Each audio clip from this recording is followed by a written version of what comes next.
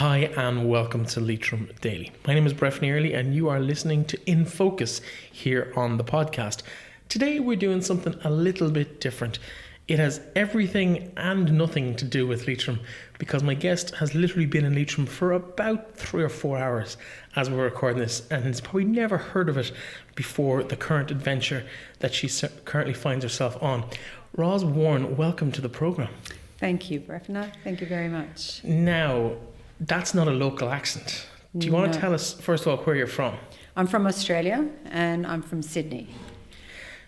And you are in Ireland to do what exactly? I'm here in Ireland to walk 1,000 kilometres from Castletownbere to Barley Castle on the Beara Breifne Way. Beara Breifne Way. But have I said that right? See, I'm having trouble with my It's fine. It's my Gaelic. words. Most Irish people struggle to say my name, and it is my name that's on the thing. They've named it after me. They haven't really. It predates me completely. Of course, the Beara Breifne Way is the element that Leitrim is attached to of this walk, and you are preparing to walk from Castletownbere, as you mentioned, through Leitrim, the whole way onto the Ulster Way to Ballycastle, and it is the historic walk of O'Sullivan Beare. Tell us a little bit about you and your life in Sydney, and maybe a bit behind why you would decide to come and take on this challenge. So I work in the fitness industry in Sydney. So I manage a gym, I'm a personal trainer, and I also have a trekking business called Fit Trek, where with that business I take women out trekking. I train them to be fit and to go away on adventures. So I have travelled quite a lot of the world, been to Everest Base Camp, climbed Kilimanjaro, Chomoluri Pass in Bhutan, just to name a few. But when I do those, I'm always with other people, and I've never ever done a solo adventure. I saw this walk on Facebook a few years ago, or maybe 18 months ago, and I just, in the back of my mind, I just wanted to do it at some stage. I've just come to a stage where I've got a few things in my life that I just needed to take a little bit of time out from. My son suffers from addiction and anxiety, and it came out that he thinks that I'm one of his triggers, so I just thought it's best if we just have a little bit of distance from each other. So I've been here now I came over here on the 4th of November. 3 weeks prior to that, I just decided that was it, I'm going. So I decided on the Saturday, on the Monday I went to work and said I need 10 weeks off. I'm going to Ireland to do this walk. And the next thing I knew, I was here. It's the real life Cheryl Strayed, even though she is technically real life, but it's basically the movie Wild. Why Ireland? Why not do the PCT or one of the kind of the more renowned trails across the planet? Yeah, I did want to do the John Muir Trail, and that does cross the PCT trail. But I just thought, I was going to go and do it with some people, and that fell away. The girls couldn't do it anymore. And I didn't want to do that by myself because, number one, bears. I don't want to be up against bears. Really? I fancy your chances against the bear. You look pretty fit. Oh, yeah, so I might be able to run away from them. Not sure. So therefore, that trip just got put, on the side. Not to say that I won't ever do it. But this trip here to Ireland, I don't know, it's just intrigued me. I've got no idea because as far as I know, I don't have any heritage here in Ireland. But it was just calling me. It was just something that I had to do. And were you aware of any of the history behind the trek? Not at all.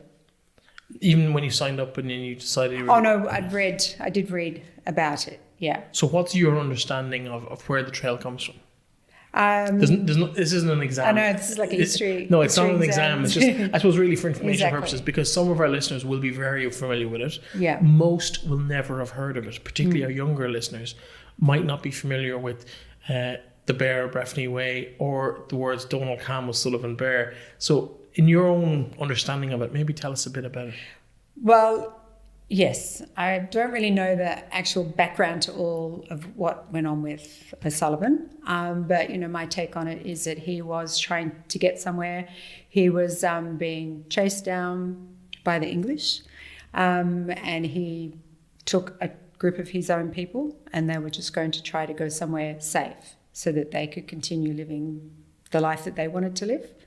That's not a bad shout at it. It happens in the early 1600s, in the winter of 1602 and 1603, and just after the Battle of Kinsale, which was 1601, and O'Sullivan had been on the side of the Irish. The Irish shouldn't have lost, but did lose. We've all heard that story in history class in school. And then we've heard the story of the flight of the Earls, which was the Irish that lost, eventually left and went to Spain. But we've missed this story in our history books of this group of 1,000 people who were shunned from their own communities, were basically hounded out of where they lived in West Cork, in Beara, and they were forced to go north for safety, as you said. So the nuts and bolts of the history of it, you have down actually pretty well, but you've probably picked up little tidbits of that as you've met people along the trail, because while most people are oblivious to it, there are some real fantastic characters along the trail who will tell you everything you want to know about their locality and their connection to the story. Tell us about some of the trail angels, or some of the people you've met along the trail who've been good to you. I must say that the Irish people, you know, I want to say that as a whole, because every single person that I've met over here has been just amazing, and as you say, angels. I have flagged people down in their cars when I've needed to, you know, I could have a little bit of help with the directions.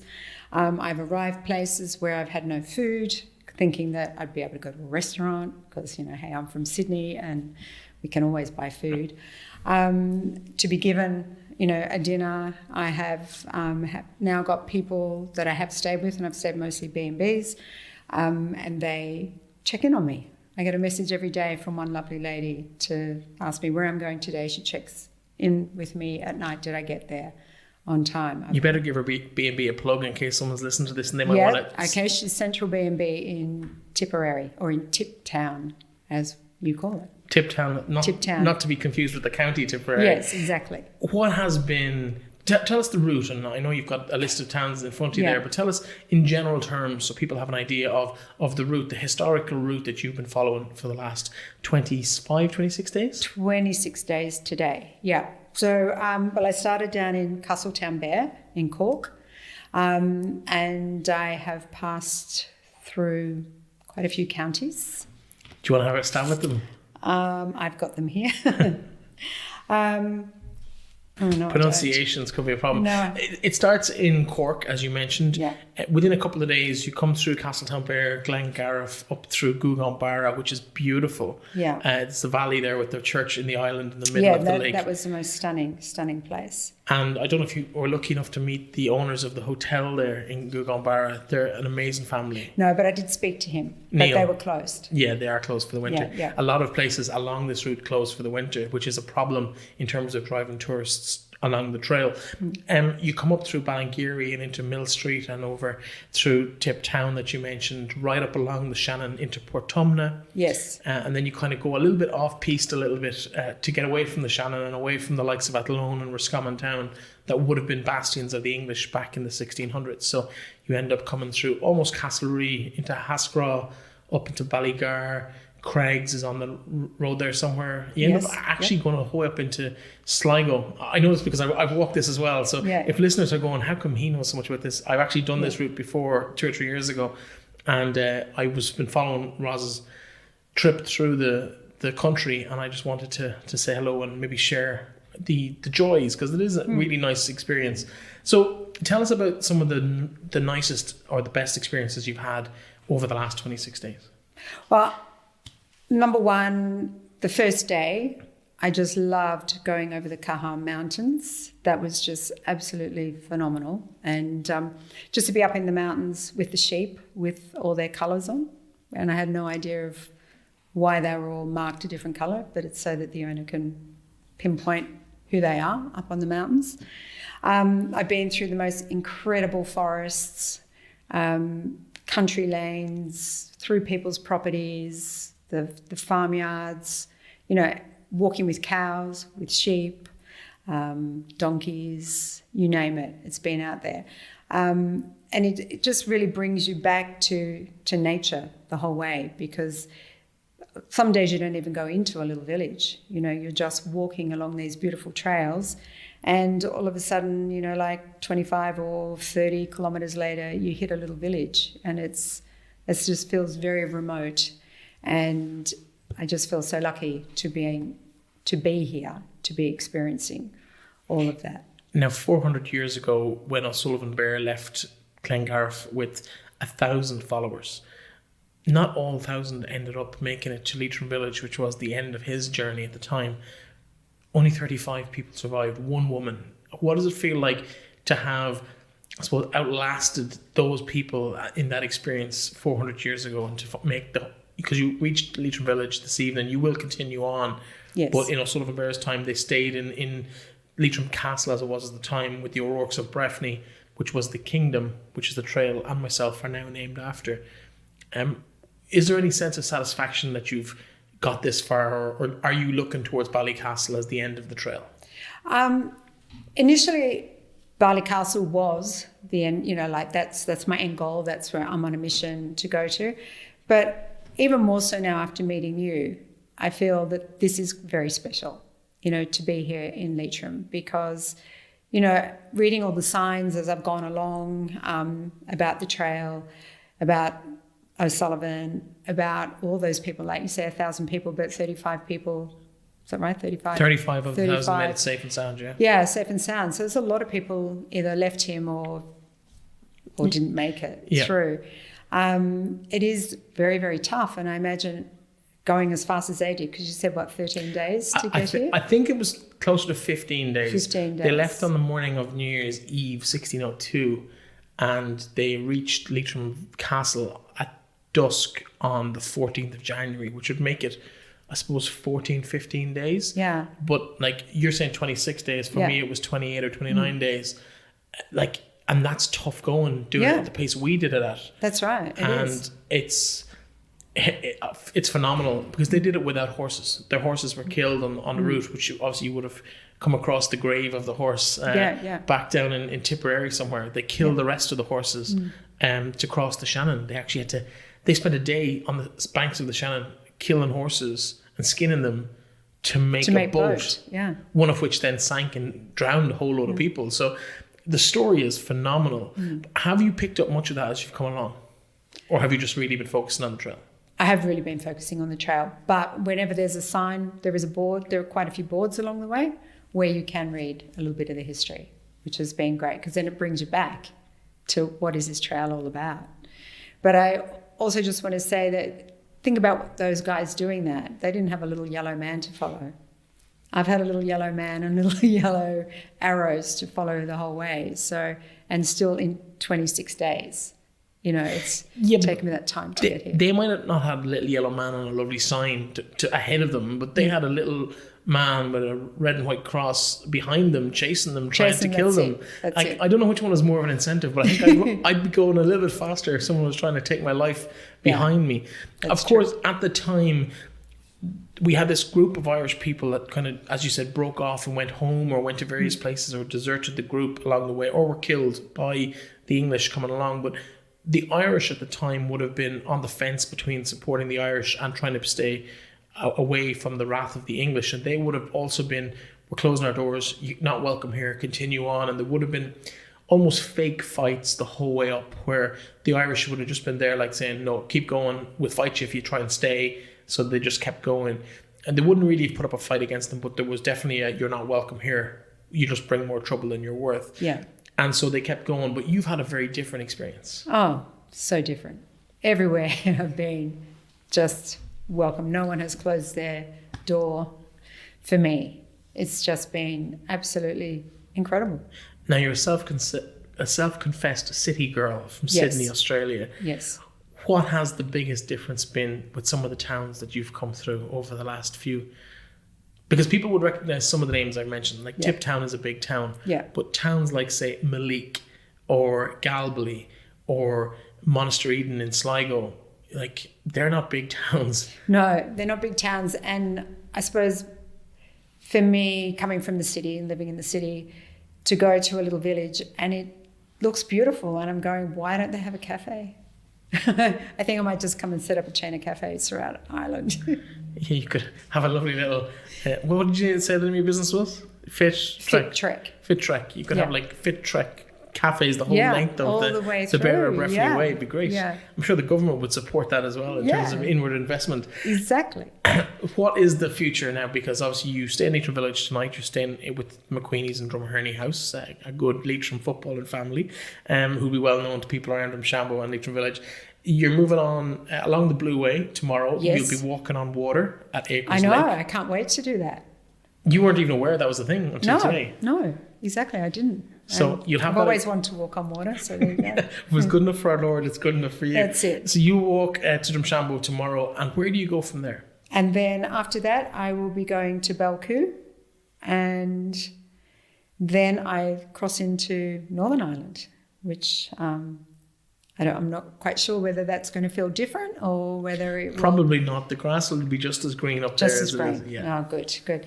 And then I will. So I've still got about 300 kilometres to do, and I need to be done by the 19th of December because I fly back home on the 21st. So I will still continue to try my average of 25 kilometres a day, finishing up in Barley Castle. What does a day look like for you? 25 kilometres. People kind of think twice about driving that far. So what does your day look like? What time are you up at? What do you eat? Yeah. What kind of terrain are you walking on?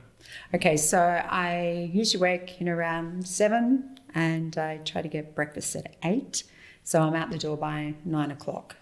So the good bed and breakfast meals have been wonderful. My hosts normally pack a little lunch for me, just because I know I'm possibly not going to be passing any food places. And then the day seems to be full of, well, let's say today started off in fields, so it's a little bit slow because it's very muddy out there. You know, your foot just sinks straight down, so you're not going to get any speed up across a field. Fields to laneways, to bigger roads, go back to smaller roads, and through forests, back into fields, back into your forests. It seems to meander around through lots and lots of different terrain, which is amazing. Would it be suitable for somebody who hasn't got much trekking experience?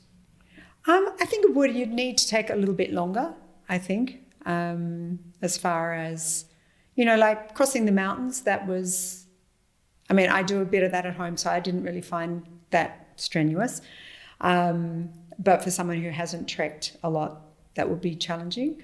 Those mountains out of Glengarriff and down into Beara, like that day is particularly tough. Yeah, it is. That was my first day on the trail, and I had never done anything like this before. So for me, I was like, what am I doing? I'm standing in the middle of a mountain in County Cork, and I'm just thinking, why did I sign up for this? And tell people I've done it, I've got to keep going now. Yeah, well, that's it. Well, that is the thing. You commit to it, and I've got everyone following me back at home. So, you know, there's no way I could say, well, you know, that was all a bit too much. As far as trekking going, if you didn't have a lot of history with trekking, you would need to get out there a bit with your backpack on.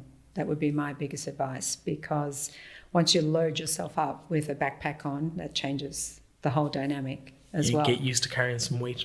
Yeah. And you have to be strong enough to do that, and even just to get up and over the stiles and under the electric fences and over the fences, and, you know, there's a lot. Have you had any run-ins? I know you said you wanted to avoid bears. You should be safe enough on that score in this country. But have you had any run-ins with animals? Any bulls or cows or sheep take a fancy to you? No bulls. I haven't met a bull yet. Cows, yes. I did come to a stile one day, and all the cows just came straight to me. And I'm like going, great. Okay, what am I going to do here? And I really didn't feel game enough to get into that, just to get on that stile and just go down there with them. There were like too many of them. So I was then trying to make a plan of, okay, how do I get out of here? Is there a road? You know, I'll have to go around. And a man and his dog came walking along. And so I asked him, would he help me? And I asked him, would he come across with me? And he said no, because he had his dog. And I said, can't you just tie your dog up, walk across with me and come back? And he said, no. He said, but I will make sure you're okay. So he said, just get in there with them. They'll move. And I said, well, as long as you stand right there and don't move until I get across. And so that gave me the confidence to get in. But of course, as soon as I did step into the field, he was still there, but they all moved. The cows moved. But, like it's a bit, a bit scary when you're faced with all these great big animals. Right, because you're a little thing. You're not huge, so I'm not going to be able to push one away. No, absolutely. But as well as that, it's just. I think I had a flock of sheep chase me. I think they thought I was food. Yeah. At one point on the trail somewhere in North Galway or South Roscommon, and I had this flock of sheep, and every time I'd look at them and turn, they would stop, and then I'd start walking off in the opposite direction again, and then I look around and they're closer, and it had that kind of. There's a movie from New Zealand, I think, about these killer sheep, and I thought I was just, oh no, I've seen that movie. Please don't be this in real life. Even though I knew they weren't going to attack me, it was just, this is a little bit intimidating, little bit of, because there's nobody. You're in the middle of a hill. That's right. You can't see a house, never mind see a person, and it does have some scary moments on it. But would you recommend it to people? Oh, definitely. 100% recommend it to people. I think, and for the Irish people, this is your country, this is your history. I think, yes, you should get out there and do it. I mean, I really don't know the people who have trekked it. I don't know what nationalities are people from overseas coming to do it, or is it mainly There are Irish? some. There was an Israeli girl. She did it for a while. She was a few years ago, and I could nearly name the people who've come along the route, but I would say it's probably the majority would be Irish. Oh, that's good. Yeah, good. The majority that I've met would be Irish, and then there would be a small number of individuals or maybe couples who would come. That might be romantic couples, but they'd be like in twos. Yes, would come and do it together. Yeah, which probably takes a bit more of the pressure off. Others, I met a group that came and did 3 days at a time, so they would take like 1 day off work a week. And over weekends, they would drive to where they finished the last time and do 3 days. Yeah. So they might do the whole thing maybe over a year, 1 weekend a month. So it wasn't in a continuous 9 days like me or 26 days like yourself or whatever it's going to be. You head off now, you get to experience Leitrim over the next few days. So you go to Drumshanbo tomorrow for lunch. Luckily, there's plenty of places to eat lunch in Drumshanbo. Looking forward to it. I've recommended a few places. Unfortunately, 1 or 2 of the options are closed. The hotel is closed for the winter. And Ginny's, which is on the boardwalk at Acres Lake that you're going to be walking on water, that's closed on a Tuesday because we're recording this Monday night. That's closed Tuesdays, but Sweet Geranium in town or Scollins restaurant will, and there's a couple of other places, but they'll be the 2 main spots, will provide a fabulous meal if you want something there. So enjoy those. Fantastic. After that, it could get a little bit ropey for a while. You're along the banks of the Shannon, along Loch Allen, and up on the Leitrim Way, and people who are familiar with that Drumshanbo, Dowra road, you're just in the hills beside that. It's going to be lovely, but there's not a whole pile there in terms of food or cafes for probably about 30 kilometres. So I need to make sure that I've got food in my backpack. Until you get to Ballinaglara, it's going to be a quiet time, and even then, it's going to be quiet. Yes. Yeah, well, I'll just get used to more and more of the quiet. But I mean, that's been one of the wonderful things about doing it by myself as well. Because I think you asked me before, I don't know whether I answered, about my day, and I feel like my day is wake up, eat, walk, eat, and go to sleep. And there's nothing more pressing than that. And it's quite liberating, because, you come from a busy world, where people are at you constantly, like your stuff happening all around you, and you're here, and all you've got to do is just look after yourself. There's plenty of people around here. In fact, I had a conversation about it in the last week about doing Kilimanjaro or doing Everest Base Camp, or another one that would be quite popular in this part of the world would be to go to Machu Picchu and trek the Andes and the Inca Trail. In terms of, we travel and spend thousands of euros to do those experiences. You've done the opposite, and you've come to our part of the world to do those experiences that we could probably do in parts at least for free on a given day. We wouldn't even need to travel. You get a lift to the start and you just walk home. Yes. Would you recommend people travel to do these types of challenges into this part of the world? Oh, absolutely. Absolutely. And I've actually been to all those places that you've just named. How does this compare? No pressure, but if you don't say it, you're going to have to walk a little bit further tomorrow. Yeah, I'm going to drop you. I know you're going to drop me somewhere really remote. No, I would say on an equal par to, I did 10 days up in the Andes. And the only thing you don't have is the altitude, which is amazing. Because every time I go away to any of those places, I always get altitude sickness and feel a bit rough, for most of the time I'm away. So this... But Sleeve and Erin is pretty big now tomorrow. Yeah, you think I might get that on 400, altitude sickness. Altitude sickness all day tomorrow. It's just out of this world. Oh no. No, you won't. It'll be fun. No. So it's got all the challenges, it's got all the beauty, and it's got that endurance. Like to come over and to be able to walk trek 1,000 kilometres is phenomenal. Because there are not many places in the world that you can do that with the relative safety of Ireland as well. Just thinking back to the John Muir Trail or the PCT Trail, where you are so remote, you've got a lot of different weather patterns coming through. You've got those wild bears. There's a lot of, and also that is even more remote, with your food. You've got to make sure you get food drops. So here I'm saying that I can't get a cup of coffee, in every village in Ireland. Well, that's, nothing compared to, being so remote that you get your food dropped into you. So it's got all the elements of a huge epic adventure with the safety of having all these beautiful people around you to look after you as well. I suppose that's the compare and contrast with 400 years ago as well, the epic adventure of trying to get to safety, but they didn't have the security that you've just spoken of. And I suppose it's a nice change to the difference in Ireland over the last 40 years that someone can come from outside the country and do what you've done and enjoy it and meet so many amazing people along the way. And I know for me, when I did it, the people I met, I'm still in touch with some of them. They're phenomenal people, and they really do encourage you to kind of spread the gospel of the Beara Breifne Way and the Ireland Way and the Ulster Way and all those things, put them all into one. Have you kept your passport? Have you got it stamped and everything? Yes, I've got my stamps. We'll have to get you a stamp for Leitrim Village before you head off. I know. I haven't got that one yet. But listen, thank you very much for coming and having a chat with us. Thank you so much. It's been an absolute pleasure to spend a couple of hours in your company and swap trail stories over the last hour or so. And I hope if anyone's keeping an eye out on the roads around, by the time people listen to this on Wednesday, we're recording it on Monday night, it'll be Ballinaglara, Dowra direction, or even into Black Lion over the next couple of days before you hit the Ulster Way at the border in Belcoo. Very best of luck. Thank you for coming in, Roz. Thank you so much. Beautiful to meet you. Okay, thank you very much. It's been a pleasure. This, of course, is Leitrim Daily, and today was In Focus, where we did talk about the Beara Breifne Way. I'd like to thank my guest, Roz Warne, for coming in. She's a I'm not New Zealander. She'll kill me for that. She's an Australian from Sydney, and it's been a pleasure having your company. Orla McNabola will be with you tomorrow with the What's On guide for what's happening over the next 7 days in the county. I'll be back on Friday with a preview of the sports for the weekend. Talk to you then.